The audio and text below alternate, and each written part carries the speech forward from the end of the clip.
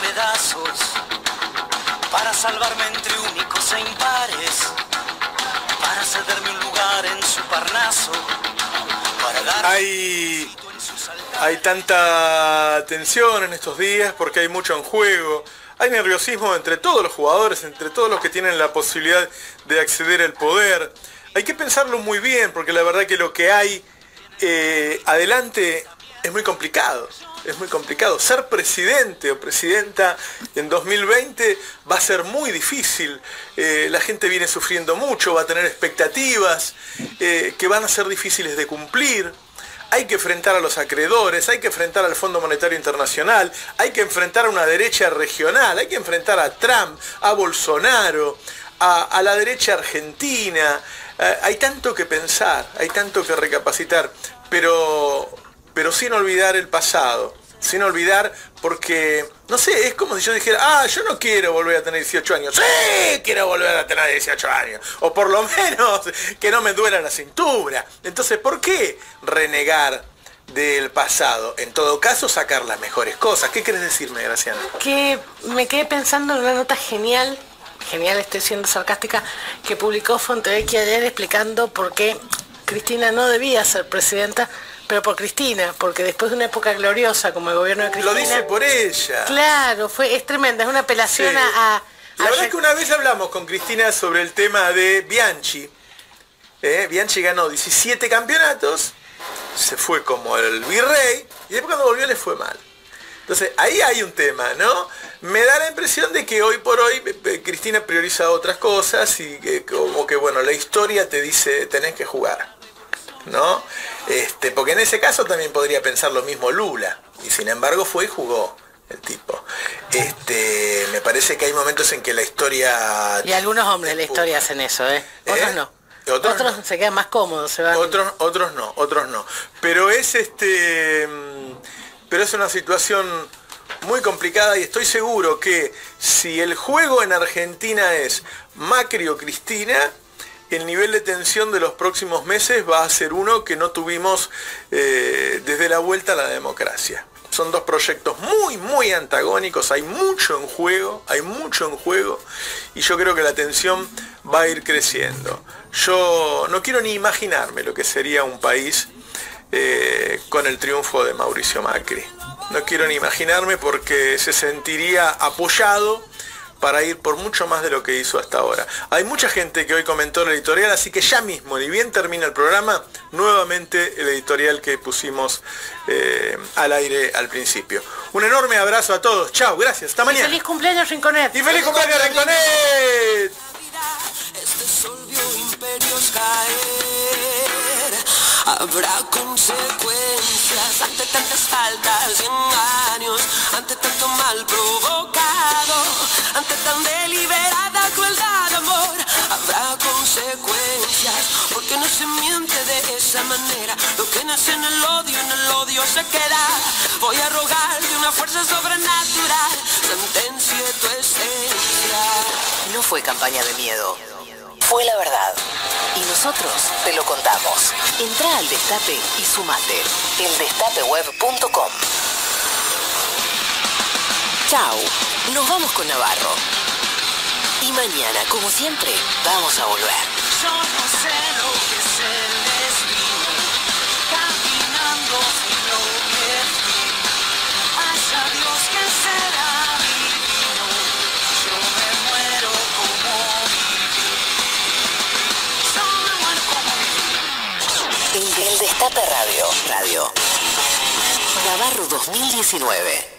Desde 2015, cuando Scioli perdió las elecciones y rápidamente la mayor parte de lo que era el equipo de Cristina trató de alejarse de distintas maneras, me empezaron a decir a mí, que formo parte del grupo de los periodistas más conocidos, que por qué no me olvidaba de Cristina, que por qué no empezaba a buscar otros horizontes.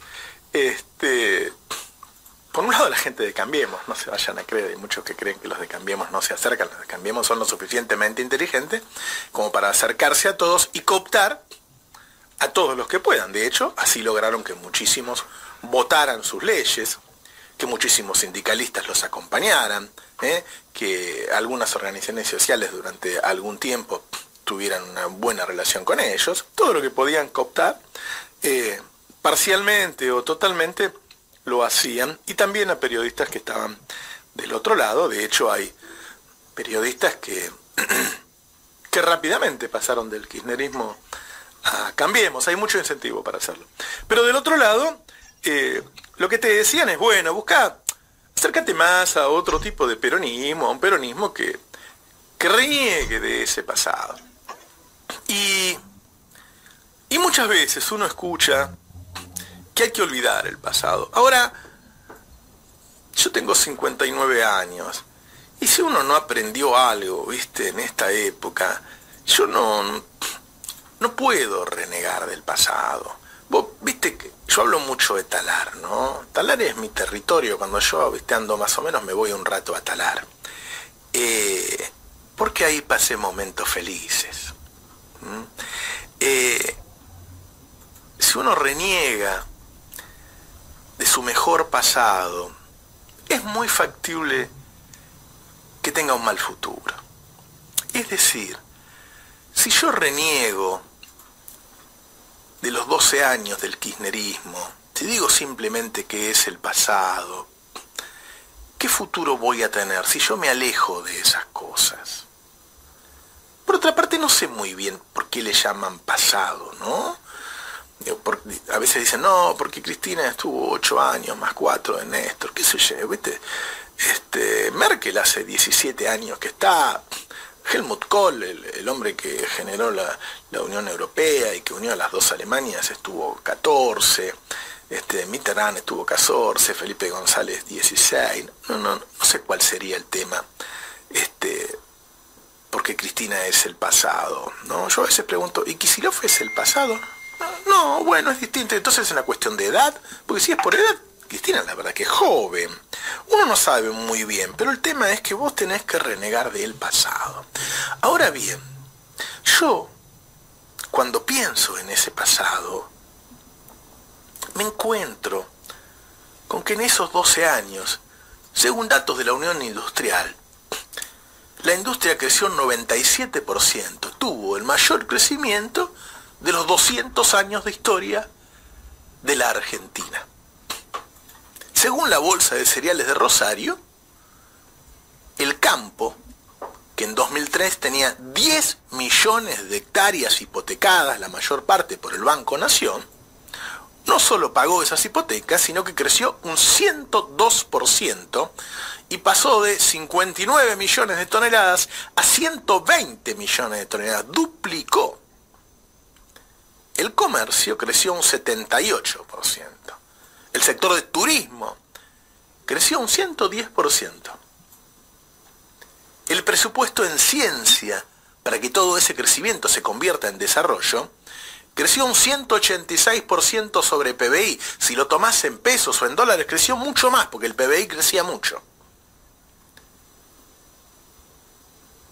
Y enviamos un satélite al espacio, el ARSAT, y fortalecimos el CONICET, y fortalecimos una empresa como el INVAP, que llegó a exportarle a las primeras potencias del mundo. ¿Y por qué yo me alejaría de un pasado así? De un pasado de crecimiento y desarrollo, que a partir de ese crecimiento y desarrollo pudo generar una distribución del ingreso que generó felicidad en el pueblo. ¿Por qué me alejaría de ese fortalecimiento del Mercosur que hizo que Argentina le vendiera a sus socios productos que durante toda la historia le habían comprado a las grandes potencias del mundo? En ese pasado estatizamos YPF y nos quedamos con el 40% de vaca muerta al estatizarlo, que es uno de los mayores reservorios de gas y petróleo del mundo. Y a partir de toda esa creación de riqueza, porque siempre se dice que fue populismo distribuir sin generar riqueza, y hasta ahora solo hablé de generar riqueza, y a partir de ahí mejoramos. Se crearon 6 millones de puestos de laburo. ¿Se acuerdan que el desempleo era 30%? 5 millones de esos eran blancos. Y el sueldo subía todos los años por arriba de la inflación. Y en 2003 solamente el 50% de los mayores tenían jubilación, pero en 2015 el 98% tenían jubilación. Y tenían 2 aumentos anuales. Subía más que la inflación. ¿Y los pibes? ¿Y los pibes? Había quedado entre un 5 y un 7% de desempleados, según quien lo medía. El que más mide, los privados decían un 7%. Y había una cantidad que todavía estaba en negro. Entonces se dijo, a ver, saquemos todo el plan jefes y jefas, todo eso que manejan los punteros, y que haya un derecho universal, que la gente vaya y que por el solo hecho de ser argentino reciba unos mangos. Y entonces los hijos de los que estaban en negro o de los trabajadores que en ese momento no tenían empleo, tuvieron la asignación universal por hijo, que es lo mismo que la asignación familiar que recibe el trabajador en blanco. Y los pibes, por primera vez en un sistema capitalista de verdad, ya que les gusta, tuvieron una computadora, los pibes pobres, al igual que los pibes ricos, para igualar la oportunidad. Entonces vos ibas al colegio y tenías una computadora. Y se abrieron universidades en lugares en los que nunca había habido una universidad. Y cientos de miles de chicos fueron la primera generación en ir a una universidad. Y había un plan Progresar para darles una mano, para comprar las fotocopias, para viajar. Y no había argentinos que se murieran porque no tenían un medicamento, porque había un plan Remediar. Y nuestros mayores tenían 10 remedios con un descuento del 100% para enfermedades crónicas. Y si querías comprar una casita, el ANSES invertía la plata de los jubilados en que vos puedas comprarte una casa con el plan Procrear. Y entonces el ANSES con la plata de los jubilados generaba laburo y a la vez ese laburante aportaba y hacías un círculo virtuoso. Y tenías una casa con el Procrear y no una estafa con el crédito UBA. Y tenías tarifas pagables. En parte porque las empresas no robaban como hoy, que son las de mayores ganancias del mundo, y en parte porque el Estado decidía tener un sistema de distribución del ingreso utilizando subsidios a las tarifas. Y mientras hacías todo esto nos desendeudamos. Y llegamos a uno de los niveles de deuda más bajos de la historia, por lo menos el más bajo de los últimos 70 años. Y nos sacamos de encima al Fondo Monetario Internacional, que vive destruyendo países. Pero además, estuvo la ley del peón rural para que dejen de ser esclavos los trabajadores del campo. Y la ley de personal doméstico para que quienes trabajan en las casas de familia dejaran de ser también una especie de esclavo que no tenía ningún derecho, porque la ley no protegía a los trabajadores que hacen trabajos domésticos. Y teníamos fútbol para todos. ¿Y sabes qué? Y hubo juicio y castigo a los genocidas.